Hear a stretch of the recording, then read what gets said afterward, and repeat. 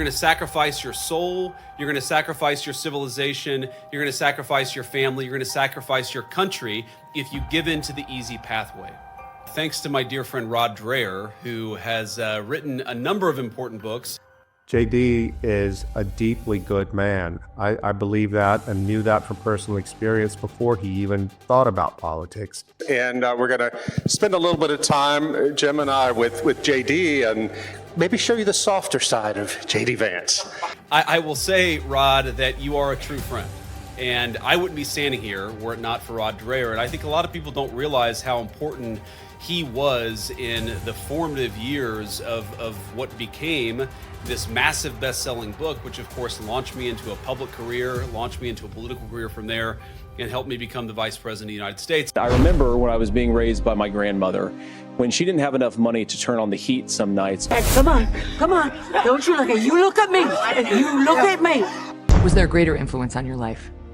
No, I mean, she really just got me. JD's impossible to get in touch with these days because he's drinking from a fire hose.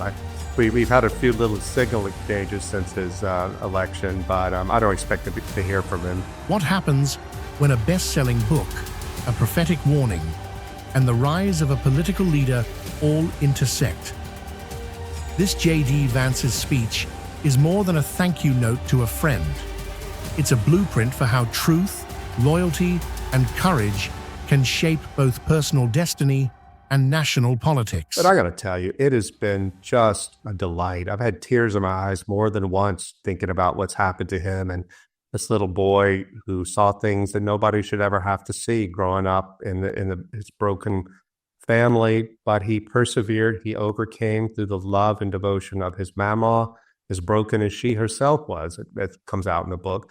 But through his own perseverance, through the charity and care of others, through the U.S. Marine Corps, through the love of Usha, who helped him get through Yale Law School, and look where he is now. She understood when I needed somebody to ride me. She knew when I needed love and comfort. She knew when she needed to just be sympathetic. She was really smart. I told you that I would do better. You always say that, you're lying. I always try. You gotta think about these kids. What do you think I've been thinking about since I was 18 years old, huh? When the book came out, I think our initial print run was about 10,000 copies. And I remember thinking to myself, if this book sells 10,000 copies, I guess that's a pretty good outcome for a first-time author, a first-time book. And the book came out. I did one interview on TV. The book sold a little bit better than we thought it would sell, but it never, hit the bestseller list. It was never really a fixture of the mainstream conversation. And then I went to England with my wife, and at the time we didn't have any kids, and we were sort of driving around the English countryside, and I got an invite from an author that I knew a little bit. I'd read some of what Rod had written before, certainly at his American Conservative blog, but I didn't know Rod particularly well. And he said, hey, I'd like to do a written interview about your book. It really meant a lot to me. And so it actually was the night of the 2016, one of the nights of the 2016 RNC convention, where I typed up the responses that Rod had sent me, and I sent them off, and I woke up the next morning and he had published them, and I thought, that was fun, and hopefully lead some more people to the book and some of the ideas that I care about. And I'd just been home for Thanksgiving, and I emailed the editor of the book, and it would come out in June of 2016. And I said, I think this Trump thing is really going to happen. And the response that he sent immediately was, no, he's more like Herman Cain or Michelle Bachmann in 2012. He's going to flame out. Trust me about this. And I said, no, I don't think that he is. There's something different about this. There's something substantively different. And then the next day after it published, I believe, we hopped on a flight back home to the United States. And when I left the UK, my book was like number 1,000 on the Amazon list. And when I arrived back in the United States, the book was like number 16 on the Amazon list. And I was like, oh, that's interesting. Something clearly happened. And then I had all these emails from Rod Dreer saying, the interview has gone so mega viral that you have crashed the website multiple times. And of course, that launched Hillbilly Elegy into the book that became, like I said, this massive bestseller and really changed my life forever. And, I'll say, of course, I owe that success to Rod, I think more than any person in American media or in American writing.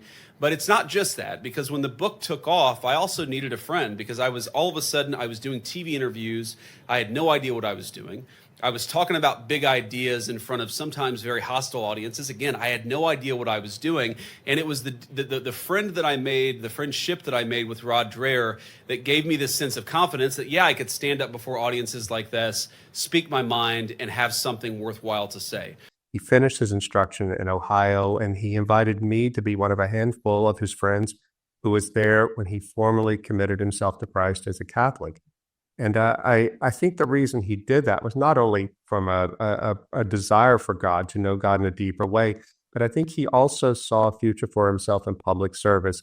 And there was something about the Catholic intellectual tradition, especially Catholic social teaching, that he sensed would give him a deep grounding in how to think about the Christian faith in a way that would enable him to be a political leader and to lead in public policy in a way to improve people's lives and to, well, it sounds kind of cheesy to say, to spread goodness on the earth, but that's how it is, because he knows how hard he had it. He knows how much the government can do to help people, but he also knows how little the government can do, which is one of the things that I love about his book, is he talks openly in the book about how much personal moral agency matters and strong families matter. So I tell you, I could not be happier with what's happened. And I really do believe that, God willing, this next term for Donald Trump will be seen by future historians as a prelude to the J.D. Vance era of American politics. And so that entire process really owes so much to the friendship of Rod Dreer. So thank you, Rod. Thanks for being a dear friend and a true friend. The viral interview Dreer conducted on Hillbilly Elegy didn't just boost book sales, it launched Vance into public life. Eventually, the cultural radicalism of the elite part of the Democratic Party is going to force enough of the black and brown working and middle class out of the Democratic Party. They'll go to the Republican Party, and the Republican Party will be forced to moderate its racial politics in response to that. This story establishes a theme of gratitude, reminding the audience that success is rarely achieved alone. But the speech quickly moves from personal history to cultural warning. Vance embraces Dreer's book, Live Not by Lies, as prophetic. He argues that Western civilization is no longer indifferent to Christian values. It's actively hostile to them. And it's the most prophetic about where Western civilization has gone. And in particular, some of the very founding ideas of the West, the Christian faith on which all Western nations were in some important respect really based on in their original charter, those very ideas have not just fallen out of favor, and they're not just less popular than they were 200 years ago or 300 years ago. Of course, in the case of our friends in Europe, 1,000 years ago, what we've seen is that those ideas have become disfavored. The ruling elite of the societies have become actively hostile to some of the very ideas that those countries were founded on in the first place. The easy path, he warns, is conformity. Yet that path leads to the destruction of family, faith, and freedom. Instead of despair, Vance stresses resilience. He calls despair a sin and insists that courage, once displayed, spreads like wildfire. This shifts the mood from diagnosis to prescription. If individuals refuse to live by lies, societies can still recover. I don't take pessimism or sadness or a sense of despair from that. One of the most important lessons I've ever learned is that from a dear friend of mine who helped me return to my own faith was that despair is a sin. And I think that the way to survive, the way to thrive, when many of these ideas are attacked, when many of our most important values are criticized or even become justification for being thrown in prison, the way to respond to it is not to conform. The way to deal with being attacked by the ruling elites of a given society is to speak the truth, is to live not by lies. The incentives, the financial rewards, the social benefits of living by lies is too often very great, but Rod's lesson is important. That you're going to sacrifice your soul, you're going to sacrifice your civilization, you're going to sacrifice your family, you're going to sacrifice your country if you give in to the easy pathway.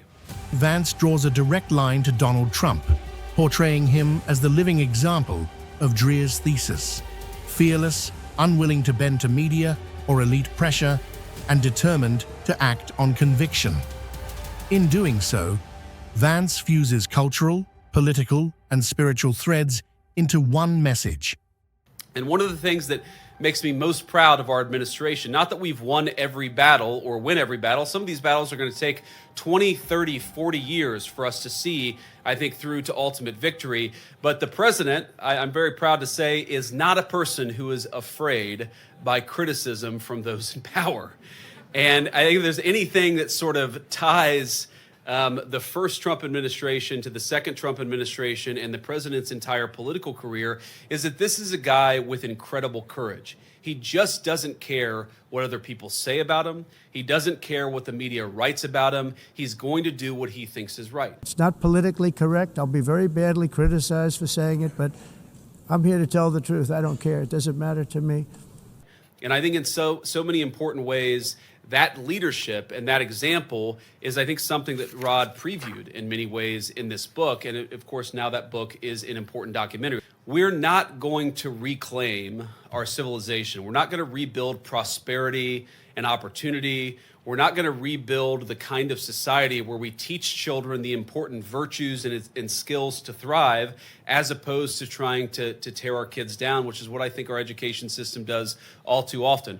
We're not going to rebuild a foreign policy that's rooted in our shared interest, rather than in liberal values that were invented 20 or 30 years ago, but have become the animating concept of the foreign policy of too many Western leaders and too many Western nations. We're not going to solve any of these problems unless we have the courage to speak the truth, and unless we have the courage to live the truth. Sometimes we're so good at pointing out, or sometimes I should say we were so good at pointing out some very obvious problems, that we would sometimes give in to this despair, this idea that because things were not going great in 2020, because things weren't always going in our way electorally, we would give into this sense that the countries that we love, the civilization that we love, was always on a negative trajectory. And I say that as not a criticism of Rod, because I myself have sometimes felt in the lowest moments of American politics that, you know what, maybe this country is just not going in the right direction. But I think that what we've learned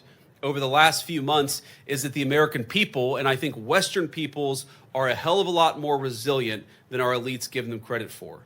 Now, that's not to say, again, that this is easy or that it's ever going to be easy, but I think if we speak the truth, if we refuse to live by lies, then I think we can re-deliver on the promise of Western civilization. We can rebuild the kind of society where virtue and freedom and our ancient liberties are preserved and enforced and facilitated by our government rather than torn down by our government. And that's ultimately what this is all about. Yes, there are bad things happening. You see in Europe, people arrested for praying, and you have the police asking them, well, what are you praying about? As if it was any of the police's business. Yes, you see people who are thrown in prison or have their jobs destroyed because they don't believe the right things or they don't say the right things according to the liberal intelligentsia that rules some of these societies. But at the same time that you have that happening, you have people of incredible courage speaking up and saying, no, we're not going to live by lies. We're going to speak the truth. You have Western peoples calling out their governments, pushing back on issues like migration and religious freedom in a way that we haven't seen in 20 or 30 years, if we've ever seen it. J.D. Vance closes by pointing to faith as the anchor, reminding his audience that God is ultimately in control and that truth will outlast lies. The speech ends not in despair, but in hope. If we have the courage to live by truth, then freedom, faith, and civilization itself can be renewed. That is the challenge Vance sets before his audience, and the reason this moment matters. So I guess my point is that part of living not by lies is to continue to maintain the optimism that I think is really at the root of the Judeo-Christian tradition in the United States of America and in the West. It's that the promise, I'm a devout Christian, I know many of you are, the promise of the Christian faith is not that we're always going to win on a short-term horizon, but that ultimately God calls the shots. He is in control. And if we keep on fighting and we keep on working and we keep on having faith and we keep on pursuing the values that we know are right, I really do believe that we are going to see great things happen. Great things happen in the United States of America, and great things happen all across the West. I hope you'll join me in welcoming my dear friend, Rod Dreer. Rod.